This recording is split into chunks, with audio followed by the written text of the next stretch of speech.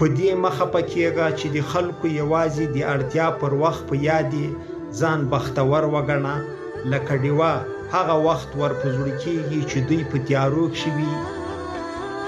د چا چې د اصلیت بنسټ خام وي نو ښېګړې ژر هېروي. هېڅکله د ملګرو امتحان مه اخلئ، حوصله وکړئ، هر څوک د وخت په تېرېدو سره خپل امتحان درکوي.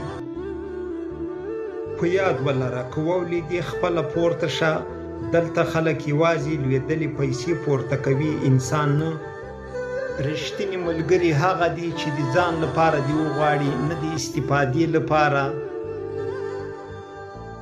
له ستونزو مه ډارېږئ، داسې څوک نشته چې ستونزې ونه لري. وخت به دا درته ثابته کړي چې څوک یار و او څوک غدار. پروا یې مه کوئ او خپل ژوند ته دوام ورکړئ.